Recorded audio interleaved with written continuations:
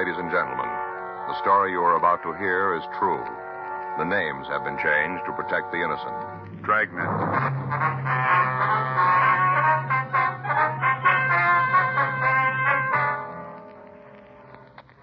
You're a detective sergeant. You're assigned to juvenile detail.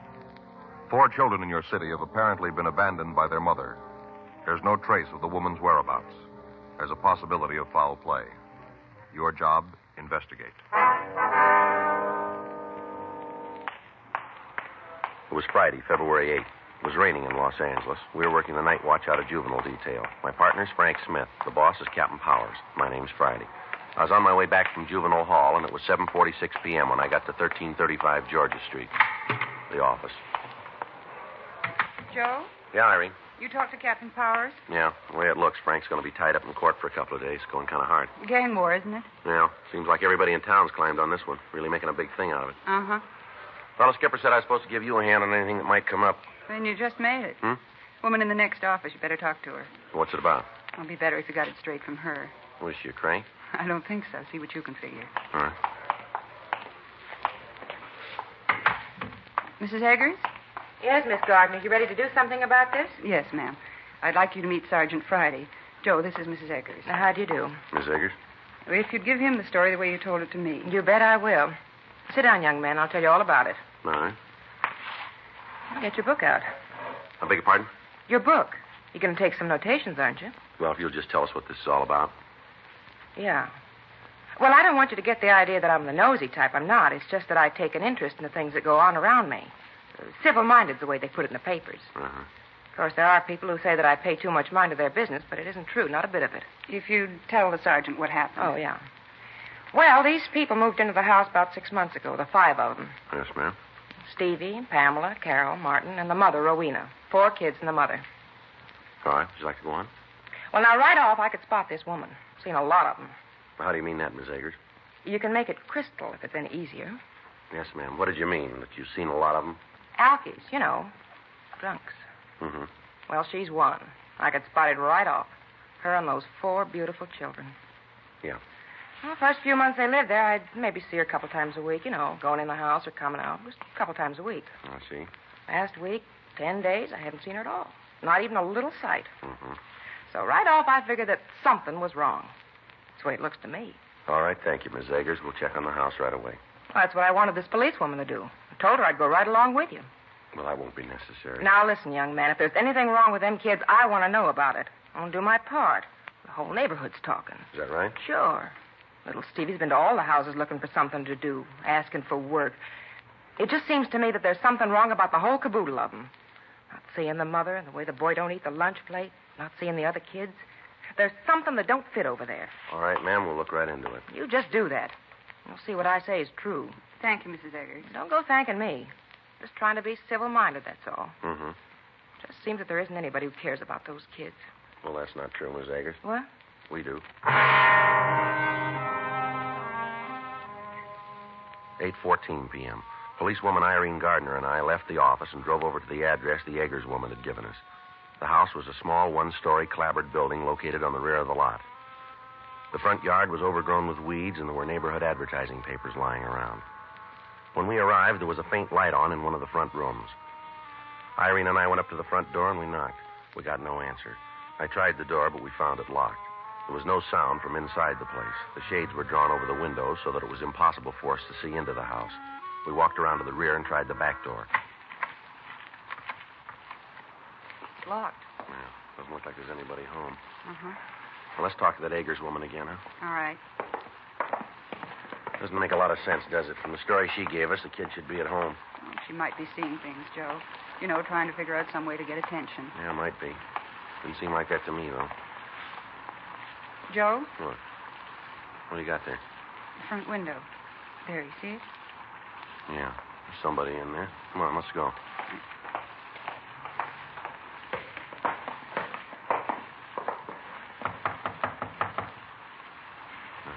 Try it again.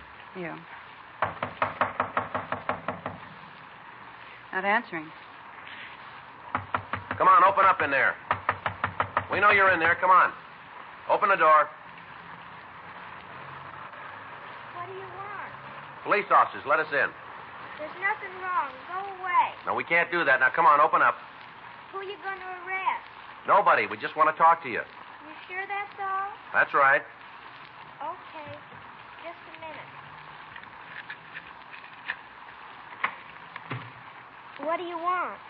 You Pamela Telford? I haven't done anything wrong. Well, we didn't say you did.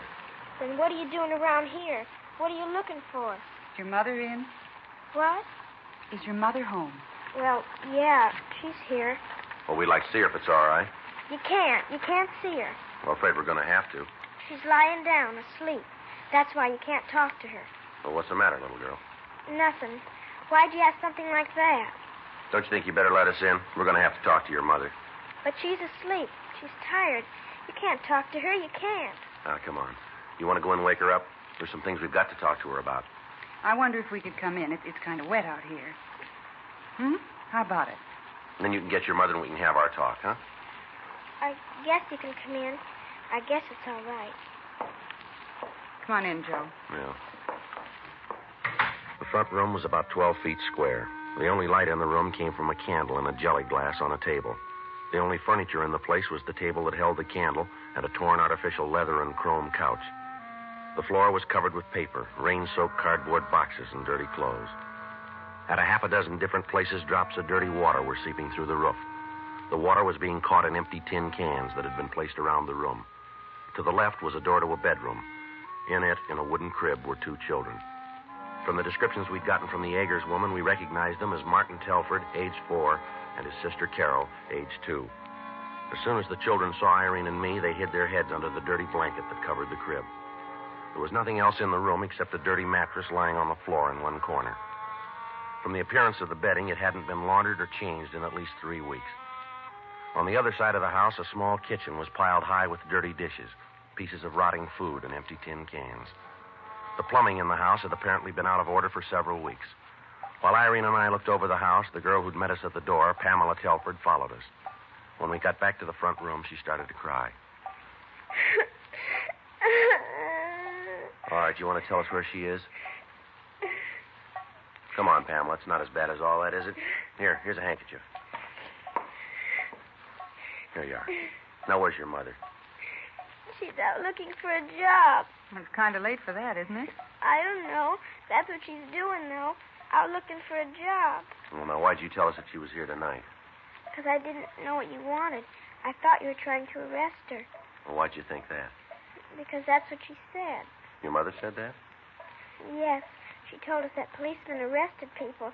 She told us about it. How you did it once to her. Your mother's been arrested? Yes. Do you know why? Because she was. Well, what for, do you know? She got sick. She got sick and they put her in jail. Mm-hmm. That's why I told you she was asleep. I thought that you'd go away and leave us alone. It's sure cold in here. Yeah.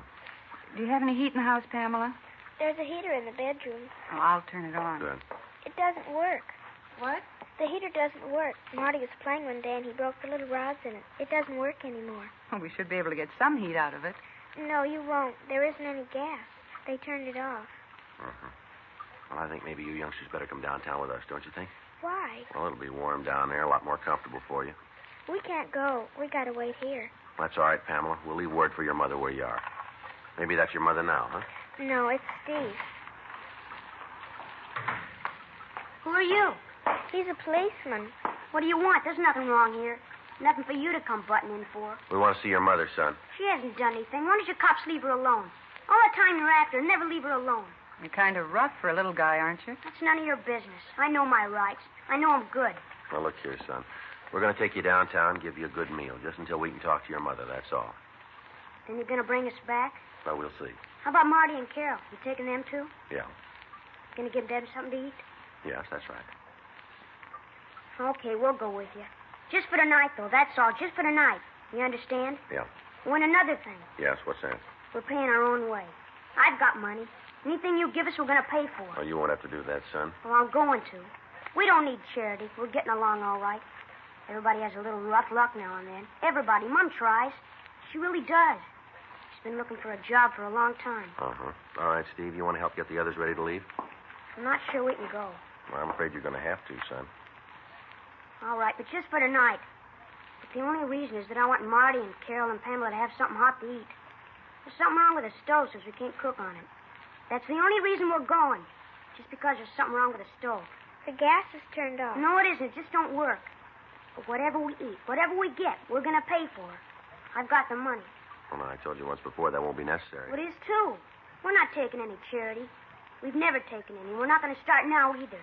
Anything that's done for us is going to be paid for. Yeah, I guess that's right, Steve. Huh? It'll be paid for.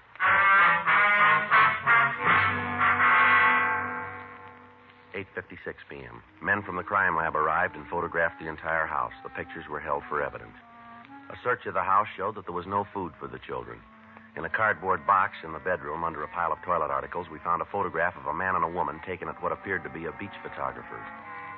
Irene and I checked through the rest of the house, but we found nothing that would indicate where the mother of the 4 Telford children had gone.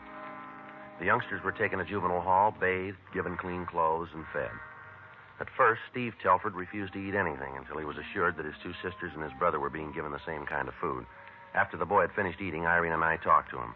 His previous uncooperative attitude had changed, and he seemed anxious to help us find his mother. This is the longest she's ever been gone. I'm beginning to think there might be something wrong. Well, when'd you see her last, Steve? This is Friday, isn't it? Yes, February 8th. Uh-huh. It was last Tuesday, then. You mean this week, son? No, a week ago.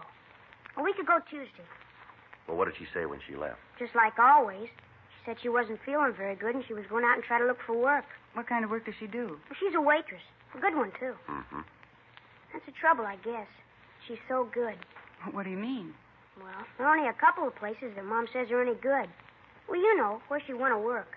I don't believe I understand what you mean, Steve. Well, Mom always said that she wasn't just a hash slinger. That's what she called it. Oh, I see. She said that she was a waitress and she couldn't go to work just any place. Mm-hmm. Where'd she work last? A big place out in Beverly Hills. Forgot the name right now. How long did your mother work there? Well, she had some trouble, and she had to quit. What do you mean, trouble? Well, she got sick, and the man who was her boss got mad at her. And I guess he said a lot of things that Mom didn't like. So Mom told him that he couldn't talk to her like that, and then she quit. Your mother ever tell you what was wrong with her? Steve? No, she didn't. Did you see a doctor about it? You might as well know it. You're going to find out anyway. What's that, son? Well, Mom drank a lot. Sometimes she'd drink too much, and then she'd get sick. That's what was wrong. Mm-hmm. Where's your father, Steve? He died before Carol was born. Right before. I want you to take a look at a picture for us, will you? Look at it and tell us if you know who the man in it is. All right. There you are. That's Mom. Mm-hmm. You know who the man is? No. I don't think I ever saw him before. Does your mother have any men friends? No, I don't think so. At least she never told me about him. She always said that the kids were enough for her, that we were all that mattered. She used to say that when she got a steady job, we were all going to live good. She used to tell us how one day the phone would ring and all our troubles would be over. It's just like that. One day we've had a little trouble, and the next, everything was going to be all right. Mm-hmm. Well, she really believed it, too. Just all of a sudden, the phone was going to ring and all our troubles would be over. Mm-hmm. I didn't know how to tell her. Tell her what, son? That they turned the phone off.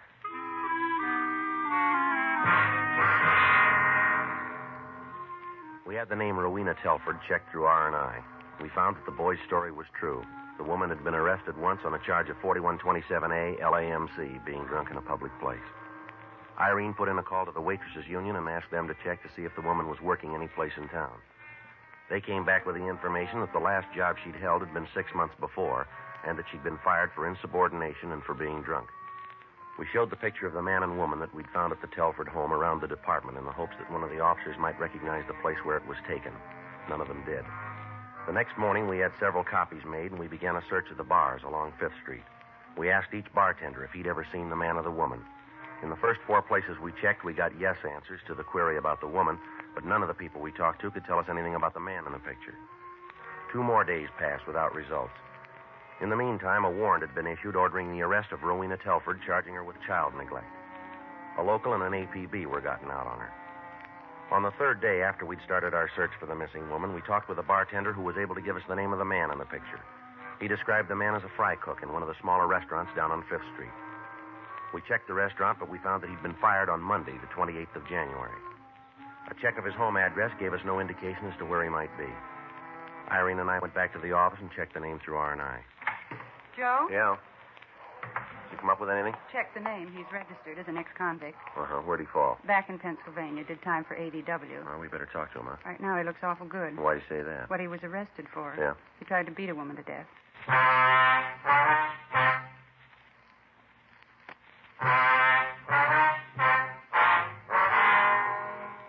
An immediate search was started for the man in the picture with Rowena Telford. From friends of his, we found that we might be able to locate him at a hamburger stand down at Santa Monica.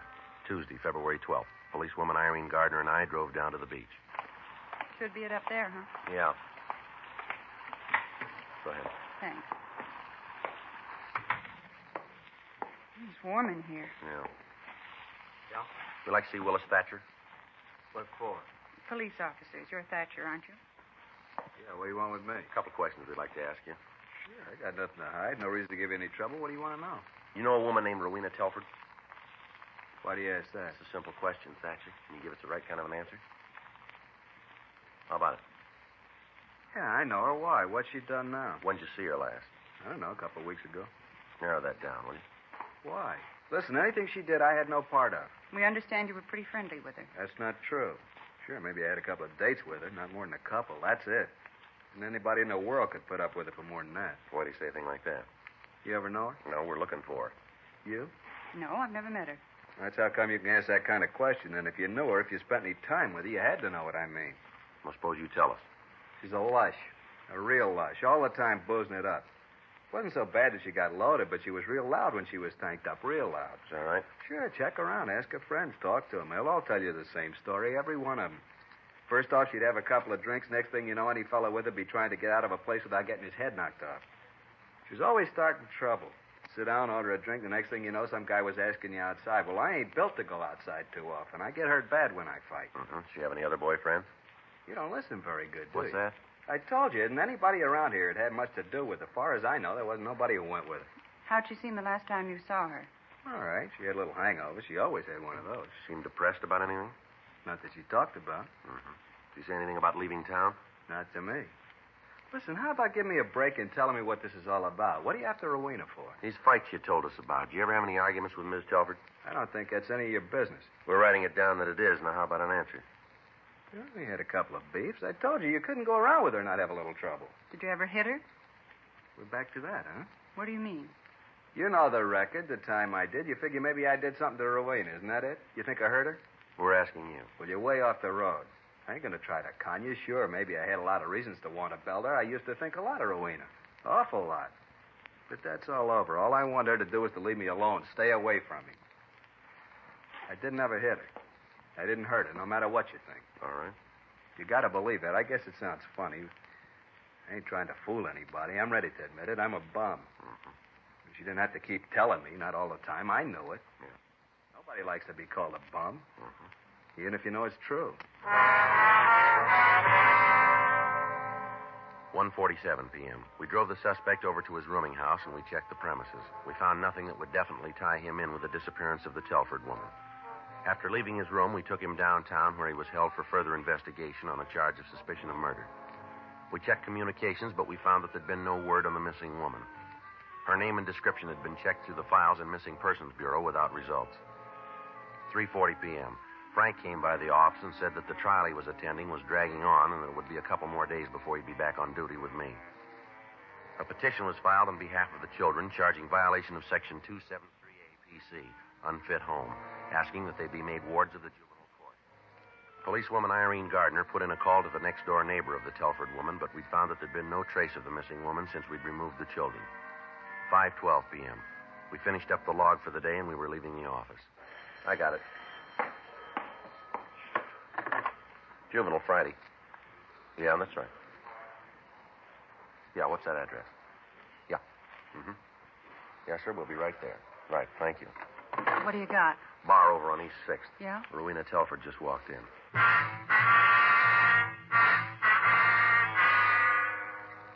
The bartender was one of those that we'd questioned when we first started our investigation. At the time, he knew the Telford woman, but he said that he hadn't seen her for several weeks. On the phone, he told me that she just walked into his bar. Irene Gardner and I left the office and drove over to the East 6th Street address, but the woman had just left. We had her description and a description of the clothes she was wearing. We put that out to all cars in the area, but she was not picked up. Irene Gardner and I went back to the office, and we put out a supplementary bulletin on the woman. At 8:14 p.m., we got a call from the woman who'd made the original complaint, Mrs. Crystal Agers. She told us that the Telford woman had just walked into her own home. Irene and I left the office, and we drove out to the house on Vallejo Street. Light on. She must still be home. Yeah. Who is it? Police officers, we'd like to talk to you. Just a minute. It's about time you got here. You got 'em yet?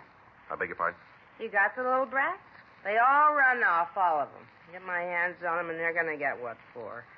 Where are they? We have them downtown, Miss Telford. Why don't you bring them home? This is where they belong. When I get my hands on them, oh, what I'm going to give that little Steve. You mind if we come in? No, come right ahead. You got to kind of excuse the way the house looks. I've been away for a couple of days. You can see how the kids can mess the place up. I'm Sergeant Friday. This is Miss Gardner. Oh, how you do?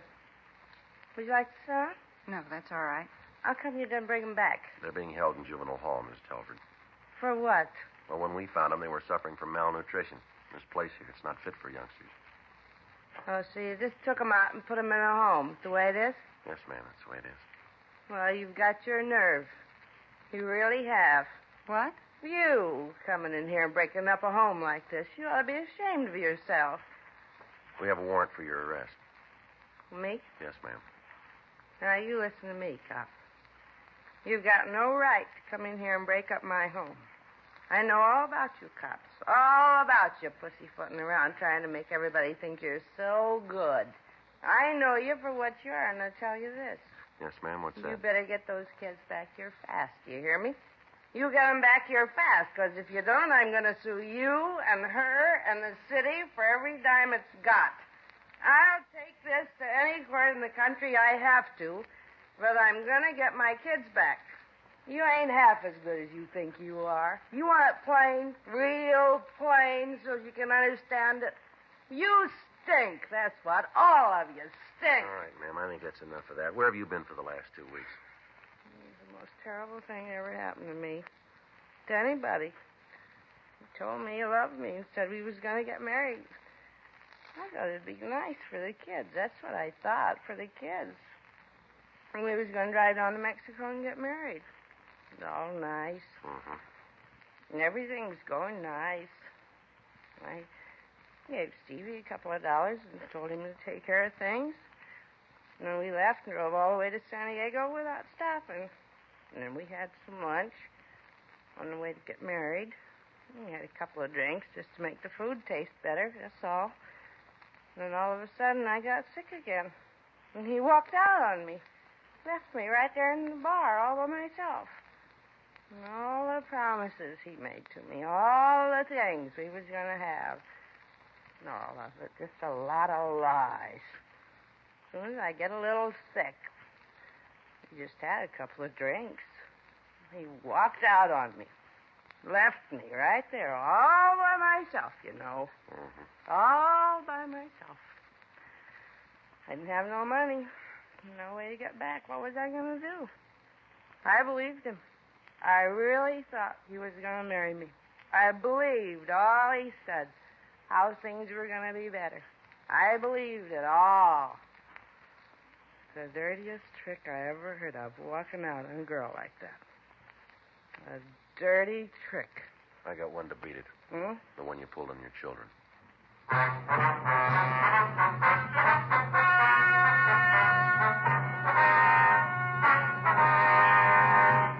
Rowena Esther Telford was tried and convicted of violation of Section 273A PC, endangering the life and safety of a minor, which is punishable by imprisonment in the county jail for a period of not more than 1 year.